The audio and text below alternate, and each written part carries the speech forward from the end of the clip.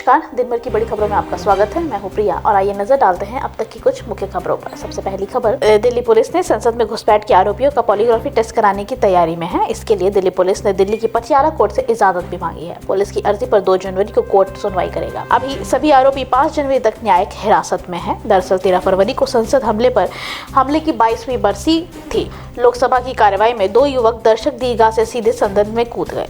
ये युवक नारेबाजी कर रहे थे, तभी एक युवक ने अपने जूते से स्प्रे निकालकर पीले रंग के गैस का छिड़काव किया था।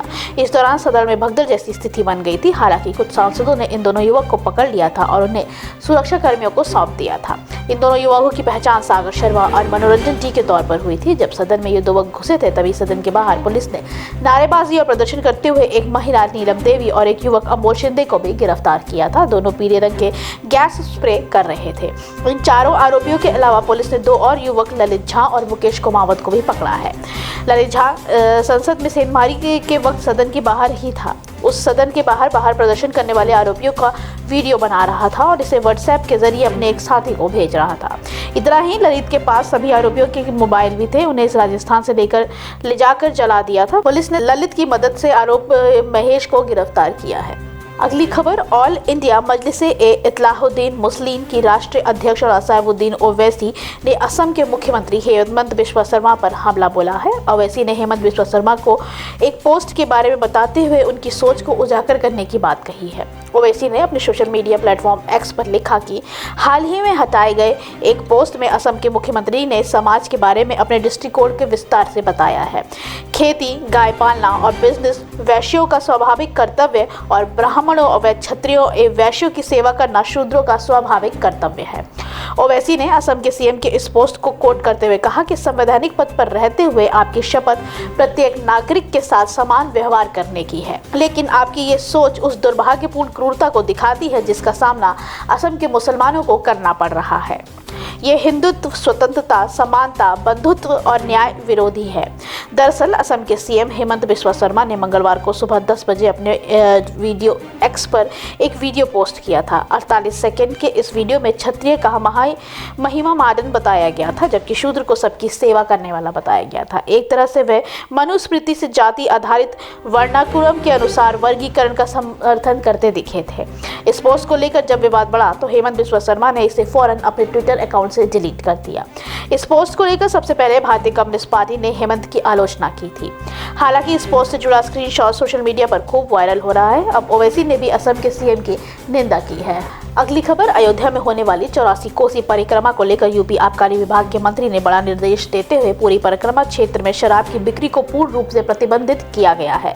मंत्री ने कहा कि उस क्षेत्र की सभी दुकानें हटाई जाएंगी। अयोध्या दौरे पर पहुंचे आबकारी विभाग के मंत्री नितिन अग्रवाल ने श्री राम तीर्थ क्षेत्र ट्रस्ट के महासचिव चंपत राय से मुलाकात की। इस मुलाकात के दौरान उन्होंने तमाम विषयों पर चर्चा भी की है। मंत्री नितिन अग्रवाल ने चंपत राय से मुलाकात के दौरान अयोध्या में होने वाली 84 कोसी परिक्रमा के पूरे परिक्रमा क्षेत्र में शराब की बिक्री को पूर्ण रूप से प्रतिबंधित करने की बात कही है। मंत्री ने कहा है कि उस क्षेत्र की सभी दुकानें हटाई जाएंगी। उन्होंने बताया है कि श्री राम मंदिर क्षेत्र के पहले से ही मंदिरा मुक्त किया जा चुका है। उन्होंने 84 कोस तक शराब की दुकानों को हटाने की बात कही है। बोले इसके लिए निर्देश दिए जा चुके हैं। 84 कोसी परिक्रमा क्षेत्र में मद्य निषेध घोषित किया जा चुका है। इस क्षेत्र में आने वाली सभी दुकानें हटा दी गई हैं। अयोध्या में रामलला की प्राण प्रतिष्ठा की तैयारी जोरों पर चल रही है, जिसकी वजह से अयोध्या में प्रदेश के मंत्रियों के साथ ही आला अधिकारियों का जमावड़ा लग रहा है। प्राण प्रतिष्ठा में प्रधानमंत्री भी आ रहे हैं। प्राण प्रतिष्ठा से पहले 30 दिसंबर को पीएम मोदी श्री राम एयरपोर्ट का उद्घाटन करने अयोध्या आएंगे। प्राण प्रतिष्ठा को ऐतिहासिक बनाने के लिए पूरी सरकार ताकत झोंक रही है। अयोध्या में राम मंदिर की प्राण श्रेष्ठ कार्यक्रम को लेकर पूरे अयोध्या दुल्हन की तरह सजाया भी जा रहा है। अगली खबर, बिहार के मुख्यमंत्री नीतीश कुमार गुरुवार को दिल्ली जाने वाले हैं। इस दौरे से पहले जदयू को लेकर हो रही तमाम चर्चाओं के बीच उन्होंने दिल्ली में होने वाली बैठक पर कहा है कि यह सामान्य बैठक है जो प्रत्येक साल होती है। पटना में नीतीश कुमार पत्रकारों से चर्चा करते हुए अध्यक्ष बनने की और फिर भाजपा के साथ जाने की चर्चा सहित पत्रकारों के सभी सवालों को उन्होंने टाल दिया।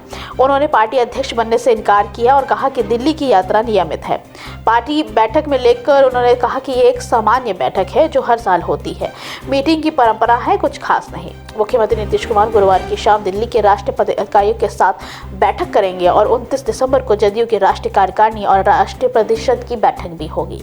बताया जा रहा है कि पार्टी के अध्यक्ष ललन सिंह भी दिल्ली में हैं, जिनके इस्तीफे को लेकर खूब अफवाह उड़ रही है। अगली खबर, कांग्रेस प्रमुख मल्लिकार्जुन खड़गे ने गुरुवार को 129वें स्थापना दिवस पर पार्टी मुख्यालय में पार्टी का झंडा फहराया और कहा कि भारतीय राष्ट्रीय कांग्रेस का उद्देश्य लोक कल्याण का है। स्थापना दिवस में राहुल गांधी, महासचिव प्रियंका गांधी वाड्रा, सांसद राजीव शुक्ला, महासचिव केसी वेणुगोपाल समेत कई कांग्रेस नेता मौजूद रहे। खड़गे ने अपने एक्स पर लिखा कि भारतीय राष्ट्रीय कांग्रेस का उद्देश्य लोक कल्याण का है और भारत के लोगों की प्रगति का है। हम संसदीय लोकतंत्र पर आधारित भारत में विश्वास करते हैं, जिसके बिना किसी भेदभाव के सभी के लिए समानता, अवसर और राजनीतिक, आर्थिक और सामाजिक अधिकार निहित है। उन्होंने आगे कहा कि हमें गर्व है कि पिछले 139 वर्षों से हम ऐसे भारत के निर्माण के लिए पूरी ईमानदारी से संघर्ष कर रहे हैं। कांग्रेस स्थापना दिवस पर प्रत्येक भारतीय को मेरी हार्दिक शुभकामनाएं। जय हिंद, जय कांग्रेस।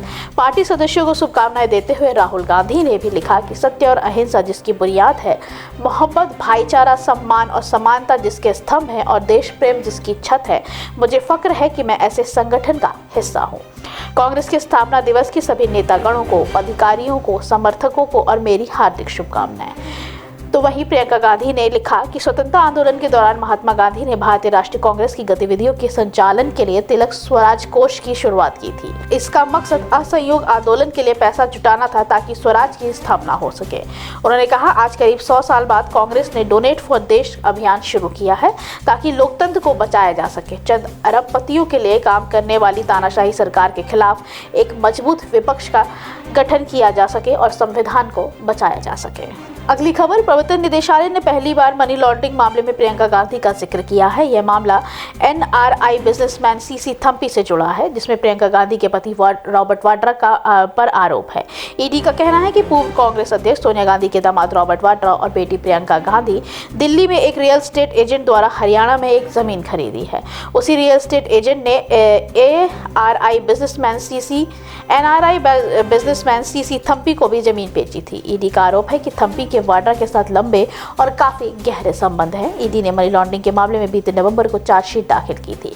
मीडिया रिपोर्ट्स में बताया गया है कि चार्जशीट के अनुसार संघीय जांच एजेंसी ने आरोप लगाया है कि real estate agent HL Pahwa ने वाड्रा और थम्पी दोनों को जमीन बेची है। हरियाणा में जमीन सौदे के बदले पहवा को दस्तावेजों से अलग नकदी रकम मिली है। चार्जशीट के अनुसार वाड्रा ने सौदे की पूरी रकम का भुगतान भी नहीं किया है। पहवा ने 2006 में प्रियंका गांधी को भी कृषि जमीन बेची थी, लेकिन साल 2010 में इसे वापस खरीद लिया था। रॉबर्ट वाड्रा लंदन में भी संपत्ति खरीदी थी और ईडी द्वारा उसके सौदे की भी जांच की जा रही है। ईडी ने बताया कि इस मामले की जांच के दौरान उन्हें पता चला कि रॉबर्ट वाड्रा और सीसी थम्पी एक के बीच काफ़ी लंबे और काफ़ी गहरे संबंध हैं। दोनों न सिर्फ निजी तौर पर पारिवारिक संबंध है, बल्कि व्यावसायिक संबंध भी बांटते हैं। बता दें, सीसी थम्पी को जनवरी 2020 में गिरफ्तार किया गया था। पूछताछ में थम्पी ने स्वीकार किया था कि वे रॉबर्ट को बीते 10 सालों से जानता है और वाड्रा के दुबई दौरे और दिल्ली में भी दोनों के कई बार मुलाकात भी हो चुकी है। ईडी ने बताया कि थम्पी ने हरियाणा में साल 2005 से लेकर 2008 के बीच 486 एकड़ जमीन खरीदने के लिए HL पहवा की सेवाएं ली थी। आखिरी खबर, मुंबई में 26 ग्याला हमले का मास्टरमाइंड और लश्कर-ए-तैयबा का सरगना आतंकी हाफिज सईद को भारत लाने की बातचीत चर्चा में है। पाकिस्तान मीडिया में दावा किया जा रहा है कि भारत ने पाकिस्तानी सरकार से आतंकी हाफिज सईद के प्रत्यार्पण की आधिकारिक मांग रखी है। इस्लामाबाद पोस्ट में कहा गया कि भारत ने पाकिस्तान से हाफिज सईद को सौंपने को लेकर कानूनी प्रक्रिया शुरू करने के लिए कहा है।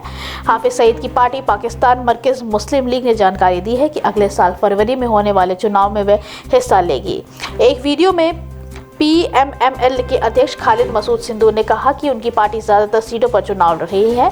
PMML का चुनाव चिन्ह कुर्सी है। आज के लिए बस इतना ही। बाकी खबरें जानने के लिए देखते रहिए द पब्लिक इंडिया। धन्यवाद।